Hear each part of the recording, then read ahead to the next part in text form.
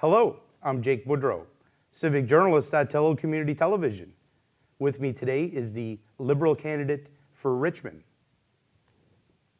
Welcome to Rochelle Heudes. Merci, Jake. Thank you for having me here today. In the press release that the party issued when they announced that you were running, they said that you dedicated over 30 years to the Canadian Armed Forces, including key leadership positions like commanding officer of the Health Services Centres in Halifax and Trenton, as well as deployments to Belgium, Haiti, Croatia, Bosnia, and 2 postings with the Special Forces. In that release and in that statement, you said your time in the military provided you with extensive life and leadership experience. So maybe can you elaborate on how those experiences shaped you? Yes, certainly. So I did spend 32 years in the military. And of course, as it mentions, not just if I spent time overseas, but even different posts in Canada. And I believe that every post that I've had has provided me certainly with the tools and some experience on how to be certainly a leader. And in being a political leader, I think bodes well with most of the education I've done as well. So one of the big things is while I was in the military, I got pretty much all my education was provided through them. I applied for the university training programs, and I've completed a Bachelor of Military Arts and Science. I also did a Master's in Leadership and Organizational Change, as well as my Canadian Health Leadership Executive course. So I believe that these courses certainly have provided me certainly with a base and a foundation to be able to throw my hat in the political game, whether it's dealing, while I was deployed certainly in Haiti or in Belgium, I was working certainly with the UN and NATO. And these are with all the different political leaders in their areas. So I've had a lot of experience certainly in navigating through that and speaking and making sure that we're providing a voice for the people. Regardless of where I was, one of my big things, I've always been a proponent of the people and making sure that their voice is heard. After you retired from the military, from active service, you decided to come back home, and maybe you can explain what went into that decision to return to your hometown. Yeah, so I had just finished my last commanding position, and I was actually at Stadacona in Halifax, so leading one of the largest military hospitals that we have in the Canadian Armed Forces. And it was during the time of COVID. So of course, it was a very stressful, a very busy time, and I had just been told that I was being posted to Ottawa. So I did move to Ottawa, and I was being promoted to colonel. So I had to make a decision if I wanted to remain for the next few years, because being a colonel in the military is quite a high achievement, and it's something I really reflected on to see, is it something that I really wanted to continue, or with COVID, I think it made us realize there's more important things probably than titles. And my mom certainly was residing back here in Petit de Gras, and of course my mom is getting older, and I had been gone for 32 years. So I had to really think about it, and I made the decision at that time that maybe it was time to come home. Regardless of the fact that I'd worked so hard to achieve the rank of colonel, it became a personal decision, and one that I think I'm happy with, because when I moved back home, I did actually move my mom with me. So my mom is my roommate. I never thought that I would have another roommate again in my life, but it's a great experience, and it's been great. And so I'm happy that I did make the decision to come home. And since I've been home, of course, I've got a job certainly with the school board, CSAP. And again, that was great because I was able to certainly take a lot of my experiences that I had working in healthcare and certainly leading people to the human resources side. And then again, I've had an opportunity certainly to be home and speak in my language. Being an Acadian and certainly French, because my father is originally from Saint-Pierre-Miquelon, it's something I hold dear to me, to make sure that we acknowledge certainly the different cultures that we have, certainly in Richmond County, and to make sure that we're paying attention to them, because as more people move into our area, they are potentially at loss, of maybe losing them a little bit. So for me, it was important that I work in my language, and I've put myself out there certainly to advocate for certainly the Acadians, And it's something I'm very passionate about, but I'm passionate about advocating for all groups. But certainly because here I was in Petit de Gras and I was certainly working for the Acadian Festival, La Picasse, our center, our culture center. So it's great. And, provincially I sit as well on the board for la Fédération Acadienne de la Nouvelle-Écosse. And I'm also an advisor, and I just got named for the representative here to be for les femmes francophones acadiennes de la Nouvelle-Écosse. So it's been great returning. And again, seeing some old friends, though I don't always know them because it's been a while, but it's been a great to be back and certainly be part of Richmond County. Now, if I recall, too, at one point in time, I think I talked to you a couple of years ago, you became part of, I think it was commander of a reserve unit. Yes. So when I came back, I did, take my, I would say my démission or my release from the military. And I thought, I think, I've done 32 years. I'm satisfied with that. But a few months into my retirement, I was approached actually by the reserves to see if I would want to command a field ambulance that was located in Newfoundland and New Brunswick. So I did take that on as well. But again, as the reservist, you work about they say it's 9 to 11 days per month, but of course, there's a lot more days involved in that. But yeah, but currently because of running for politics, I had to take a leave of absence from that. So yes, I am very still involved with the reserves. Now, you mentioned earlier about inclusivity, and you also mentioned it in the statement that was issued when you announced that you were running. How important is inclusivity to you, and how important is it going to be if you are elected MLA? I think inclusivity is very important. It's something that we need to strive for.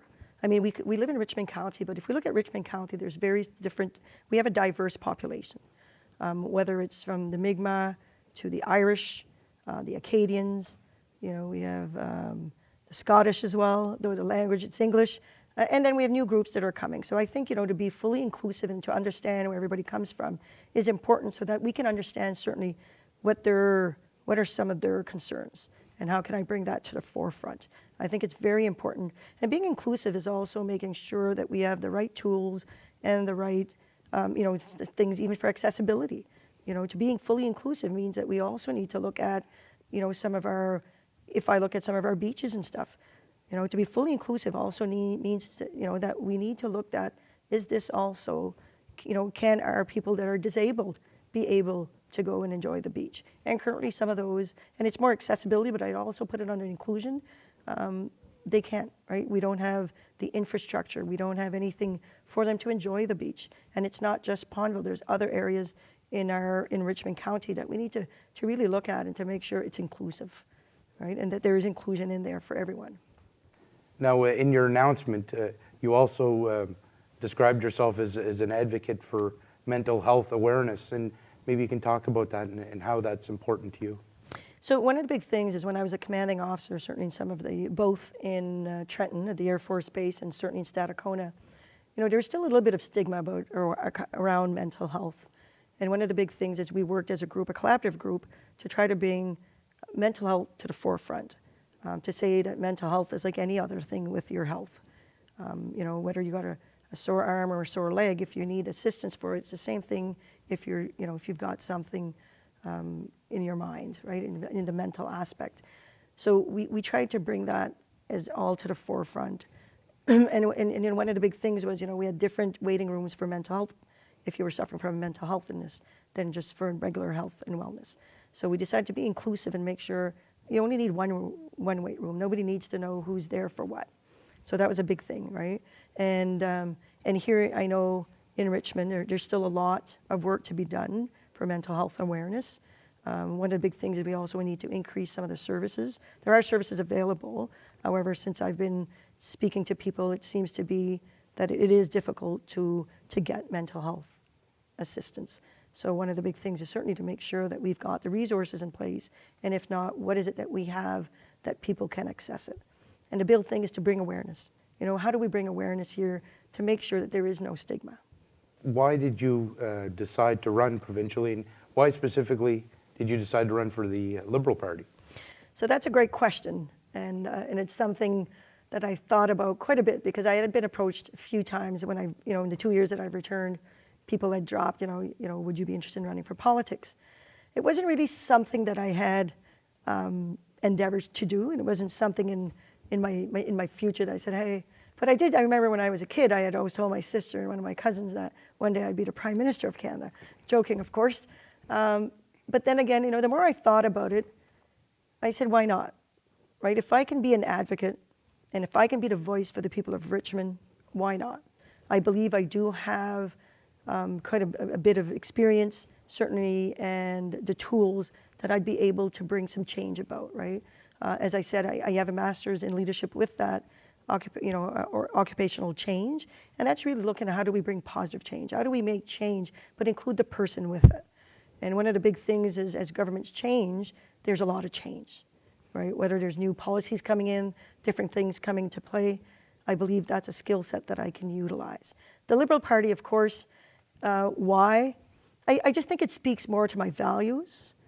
It speaks more to who I am as an individual and what I represent.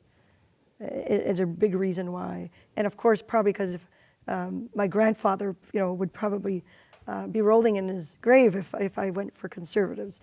We are certainly, that's something families have always been. You're either Conservatives, you're always Liberal.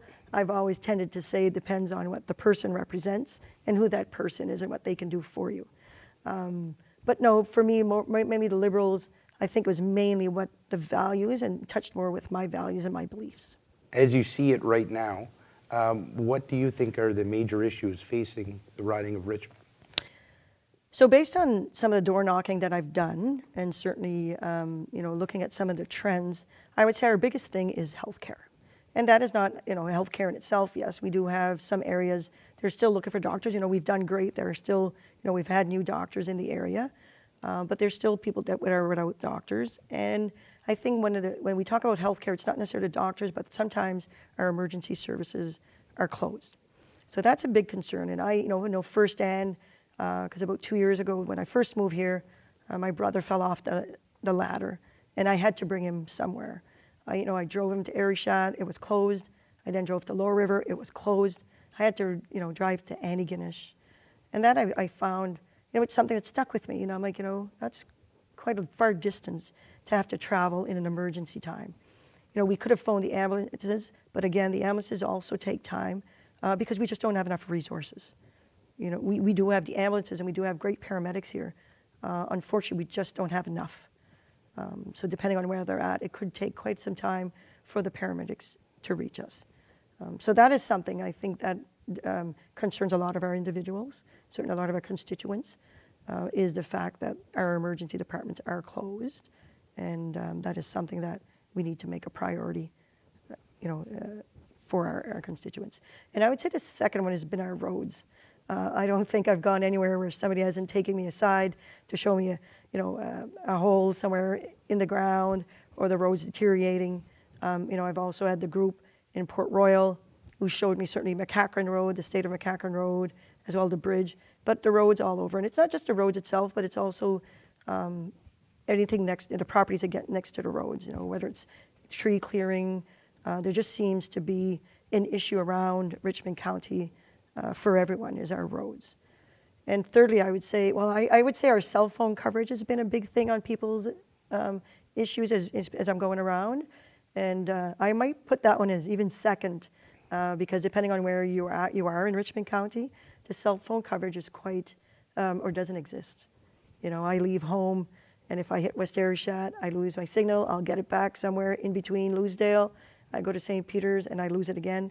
But when talking to people, certainly in some areas, they lose complete, and sometimes that's all they have to communicate with. So I think it's something that really people struggle with, and people, certainly in today's, we need to look at how can we make it better. And so those are the three, I would say, the top three that I've heard since I've been going around. If you are elected to the Legislative Assembly and you become an MLA, what are your priorities for the people of Richmond? So I would say that the first priority would be to make sure that I have certainly some meetings with the people, because my big thing is collaboration is a big thing. I need to collaborate certainly with the voice, because again, I am the voice of the people. So we need to make sure that we're collaborating, that I understand certainly exactly what the priorities are, because each group that I'm visiting in Richmond certainly have different issues, right? So, I mean, the overall ones, as I mentioned, are healthcare, our roads, and cell services, but each also different areas as little things that are specific to them. So to bring that to the forefront and say what will be my priorities, I think before I even say that is to really look at the trends analysis and to really look at everything that I've gathered from my meetings with everyone, and then put those on as, what are the 5 top things. But again, priorities, of course, will always be healthcare. Like that, we need to make sure that we fix, and certainly our roads. Those would be the two top priorities for everyone. But there are also some regional priorities as I'm going. So I need to really look at that as well and make sure that we're not just painting everybody with the same brush, because when we look at, there are some differences based on where we live. My final question is surrounds your campaign. You've alluded to it. You've been doing quite a bit of door knocking, been visiting, attending events and things like that. And I assume that's what you've been doing the majority since the writ was dropped. And I assume that's your plans for the days and weeks ahead in the campaign. Yes, as soon as we found out, it's been trying to get signs out, trying to do stuff. And again, it took time for the signs because I'm doing everything local. We're trying to, and so with the campaign, it's great because it's giving certainly some work to some of our local people as well. So Kelly Digdon has been amazing. And so I would like to do a shout out to Kelly actually for all the hard work she's done and, meeting, whether it's working later at night, she's been great. So thank you for that. My team as well, at the minute, I was like, okay, I need to put a campaign team together. So even though, I was a candidate, I hadn't put a lot of time and effort yet because I'm like, oh, okay, well, I've got till next summer. So then it was like, oh, scrambling. So who do I need? And, looking for volunteers. So again, shout out to the volunteers. They've been great, trying to tell me where I need to go, making sure I eat, because it's going to be busy. It's been the fact because people don't know me, certainly hitting on doors, trying to get, media, whether getting videos out there, trying to get known. And the biggest thing is the door knocking is working.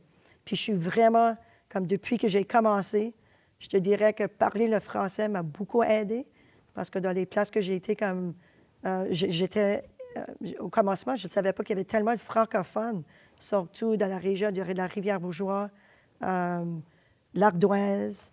Ici, au Petit des Grands, oui, on le sait bien que c'est comme ça, c'est francophone, mais en parlant en français, j'ai vraiment rencontré beaucoup de gens, puis ça m'a permis de vraiment ouvrir cette porte-là, parce que dans le fond, c'est des plus vieux aussi, puis c'est bien de parler la langue qu'eux, ils ont connue puis qu'ils ont grandi avec. So again, as I'm saying, the ability to speak French has really been quite eye-opening, and because I didn't realize how many francophones actually that we had in the Rivière-Bourgeois and l'Ardoise. I figured there's some, but I was actually shocked at how many there are. And so that has been really great. The ability to speak both languages has really opened the door, I believe, in that context. But again, yeah, so we have a fundraiser coming up as well on Sunday from 3 to 6. So if anybody wants to support my Liberal campaign, we'll be at the Island Nest this Sunday, certainly from 3 to 6.